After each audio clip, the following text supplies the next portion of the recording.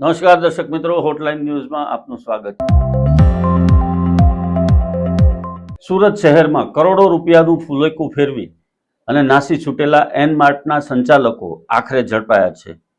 ગોપાલ શેખાવત અને મોહમ્મદ સલીમ પઠાણ એને ક્રાઇમ બ્રાન્ચે 11 વર્ષ બાદ ઝડપી પાડ્યા છે। આ બંનેના ઉપર 50,000 રૂપિયાનું ઇનામ જાહેર કરવામાં આવ્યું હતું। ઉપરાંત તેઓ છેલ્લા 11 વર્ષથી નાસ્તા ફરતા હતા। ડિજિટલ સર્વેલન્સના આધારે પોલીસે તેમને ઝડપી પાડ્યા છે। 11 વર્ષ દરમિયાન રૂપિયા 600 કરોડથી વધુનું કૌભાંડ આચરનારા આ બંને 11 વર્ષથી ક્યાં છુપાયા હતા અને કોના આશરામાં હતા એની તપાસ પોલીસ કરી રહી છે। આ ઉપરાંત એનમાર્ટ નામની બિઝનેસ ચેઇન ચાલુ કરી અને સુરત શહેર, ગુજરાત ઉપરાંત મહારાષ્ટ્ર, આંધ્રપ્રદેશ, કર્ણાટક વગેરે રાજ્યોમાં પણ આ લોકોએ કરોડો રૂપિયાની છેતરપિંડી કરી હતી। છેલ્લે આમની સામે વેસુ પોલીસ સ્ટેશનમાં પણ ગુનો નોંધાયો હતો અને લાંબા સમયથી નાસ્તા ફરતા આ બંને આરોપીઓને સુરતની ક્રાઇમ બ્રાન્ચે ઝડપી પાડ્યા છે। હવે આ બંનેની તપાસ દરમિયાન ઘણી બધી વિસ્ફોટક વિગતો સામે આવવાની સંભાવના છે। ખાસ કરીને તેઓ કોનો આશ્રય લઈ રહ્યા હતા અને ક્યાં છુપાયા હતા।